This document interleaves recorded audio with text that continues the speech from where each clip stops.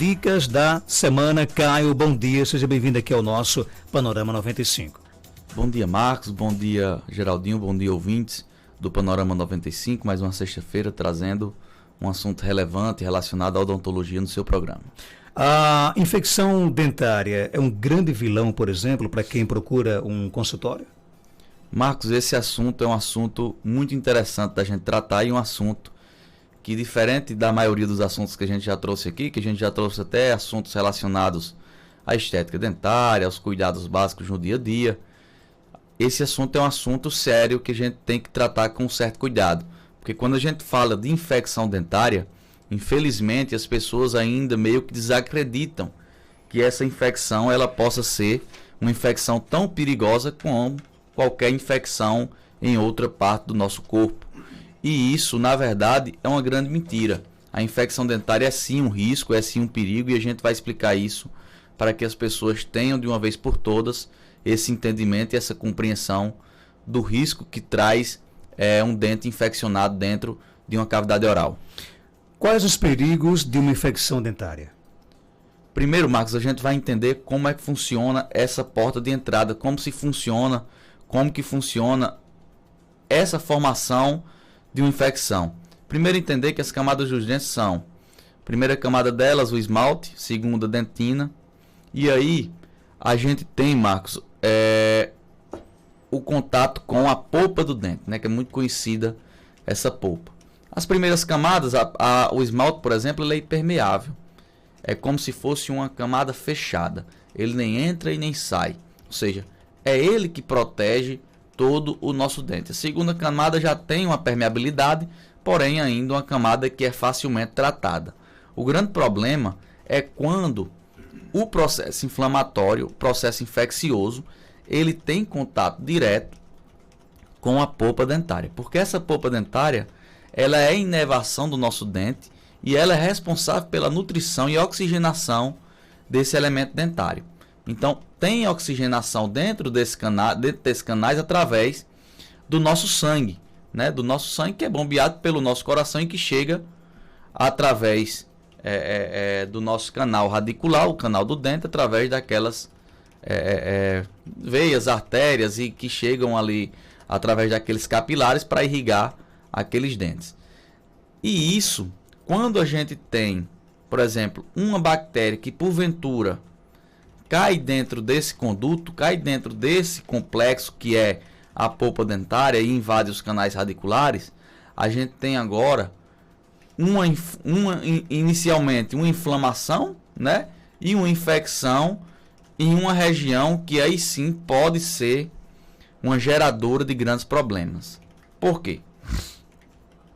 A polpa do dente, ela tem comunicação, querendo ou não, com todas as outras partes da nossa face, para não dizer de todo o corpo humano. Porque todo o corpo humano ele é interligado através de um único sistema. Não existe um sistema diferente. Por exemplo, o mesmo sangue que é bombeado para os dentes é o mesmo sangue que é bombeado para o resto do corpo. Não existe um tipo de sangue que vai para o dente e um tipo de sangue diferente que vai para as suas pernas, para os seus braços, para outra parte do seu corpo. É o mesmo sangue. E quando a gente tem uma contaminação através de uma das bactérias, que fique bem claro, na nossa boca existem milhões de bactérias diferentes, e essas bactérias nem todas são causadoras de problemas. Existem bactérias da cavidade oral que são bactérias, na verdade, benéficas para a nossa cavidade, benéficas para o nosso sistema estomatognático, né? Mas existem bactérias que causam problemas e problemas sérios. E essas bactérias, esses micro-organismos, também pode ser uma infecção fúngica, não é uma regra ser bactéria, mas que esses micro-organismos, quando têm contato direto com esse complexo, que é o complexo pulpar, aí a gente já tem um assunto muito sério para ser tratado. Por quê? Porque quando existe essa infecção, o nosso dente, como é que ele vai reagir? Na maioria das vezes, ele vai dar um grito ali de dor, né? Ele vai, opa, aqui tem alguma coisa estranha incomodando, você tem que cuidar. Cuide enquanto é tempo. E aí a pessoa toma a medicação. E aí, quando toma a medicação, ele mascara o problema, a inflamação diminui e a dor vai embora. Mas aí o micro-organismo ele está lá. Você diminuiu o sintoma causado pelo seu organismo. Porque quem causa a inflamação, independente do local que seja, é o nosso organismo. É um sinal de que o nosso organismo está funcionando. O nosso organismo, quando entende que existe um agente agressor, ele seleciona células de defesa e forma um processo inflamatório. E isso é muito bom para o nosso corpo. Por quê? Porque a gente entende que tem algo de errado. Imagine se toda infecção, se todo processo infeccioso se iniciasse de maneira assintomática, que ninguém sentisse nada. A gente morria e não sentia. Porque a gente, infelizmente, cuida mediante a um sintoma. E na maioria das vezes um sintoma doloroso. E depois que vai cuidar, e muitas vezes toma essa medicação, a medicação mascara, passa o sintoma e o problema continua instalado. E quando esse problema continua instalado, ele começa a destruir, né, esse sistema, esse complexo pulpar. Através de quê? Da necrose pulpar. O que é a necrose? É a morte. É a morte desse tecido. Quando esse tecido começa a morrer, usar uma palavra bem popular, começa o processo de putrefação, o processo de apodrecimento desse local. E quando esse processo de putrefação acontece, esse processo de apodrecimento desses canais radiculares, desse complexo pulpar, ele facilita a formação e a proliferação de bactérias muito mais específicas, bactérias muito mais resistentes, né? E essas bactérias resistentes, na maioria das vezes, conseguem sobreviver em regiões com ausência de ar, que são as bactérias anaeróbias.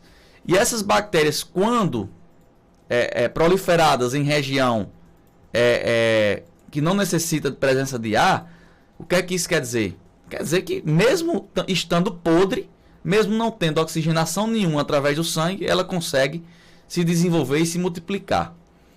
E aí, quando ela se multiplica através do canal radicular, ela tem uma plena capacidade de cair direto na nossa corrente sanguínea. E aí é o principal risco de uma infecção dentária. É cair na corrente sanguínea. Porque caiu na corrente sanguínea, o local para onde ela vai são múltiplos. Ela pode cair em um seio facial. O que é um seio facial? São espaços entre os nossos ossos, né, que existem a composição com ar. E muitas dessas bactérias também vão ter essa capacidade de conseguir se desenvolver em locais com presença de ar. Quando elas caem nesses locais, aí a gente já pode ter uma inflamação a nível de face, a nível de cabeça. E isso é muito perigoso, porque quando a gente tem uma infecção a nível de cabeça, a gente tem uma infecção próxima ao quê? Próximo ao nosso cérebro. Isso é fatal, né? Porque quando essas bactérias caem nesses espaços, o controle disso se torna muito mais difícil. Porque quando o problema está instalado no dente, o problema é muito fácil de ser resolvido ainda, guardadas as suas devidas proporções, claro. É muito fácil comparado a um problema orgânico, um problema geral. Mas quando o dente é tratado, ou quando o problema é removido através, por exemplo, da própria extração dentária, junto com essa extração, vai embora o problema da infecção. Junto desse canal vai embora o problema da infecção. Agora, quanto tempo geralmente dura uma infecção no dente? Demora? Depende de caso para caso? Depende de caso para caso, Marcos, mas nunca é rápido. Sempre é lento. Quando esse processo se inicia e existem aqueles primeiros sintomas inflamatórios, como dor, inchaço ali um pouco da região, se isso for tratado de maneira rápida, até mesmo com a medicação, mas junto com a medicação intercalando o procedimento, esse problema ele não vai gerar grandes problemas para o paciente, para aquela pessoa em questão. Porque a gente vai tratar isso de maneira rápida e efetiva. O problema é quando isso vai se prolongando. E aí demora 3, 4, 5, 6 meses, 1 ano, 2 anos, 3 anos. E essa pessoa, quando chega, está com um ambiente propício para a proliferação bacteriana. A gente olha para a boca daquele indivíduo, aquilo ali é perfeito para que aquelas bactérias consigam se proliferar. Com relação a essa questão da diferença, a gente está aqui falando de infecção, né? Mas muitas pessoas confundem infecção dentária com inflamação. O que é que vem antes? O que vem antes é a inflamação. É diferente. A inflamação, a gente está falando de um problema que ele pode ser transitório. A inflamação, ela é regida por dor, vermelhidão, edema ali naquela região, né? Você sente a região um pouco mais quente. E a inflamação, ela pode ser causada, por exemplo, por uma restauração que está próxima a esse complexo pulpar. E aí o dente entendeu aquilo ali como algo que é um fator agressor para o dente. E aí ele secreta células e as células criam um processo inflamatório que dá um sinal doloroso. Isso pode ser, e na maioria das vezes pode ser até transitório. Depois de um certo tempo, esse processo inflamatório ele vai embora, desde que o paciente seja acompanhado através de exames de imagem, exames radiográficos, para que tenha certeza de que aquilo ali realmente não está tendo contato direto com a polpa. Porque ter proximidade com a polpa é diferente de ter contato direto com a polpa. Então, quando tem esse contato direto com a polpa, realmente aí o tratamento já não é a restauração em si, já é sim o tratamento endodôntico ou a própria exodontia. O ouvinte perguntou aqui que você falou agora há pouco, que em alguns casos, por exemplo, o dente fica destruído, né? A infecção acaba destruindo, morrendo, matando o dente, né? Existe recuperação para esse dente ou não? Na maioria das vezes, quando existe estrutura dentária ainda presente, existe sim tratamento através do tratamento endodôntico, que é o canal. Quando trata o canal, a gente está falando de quê?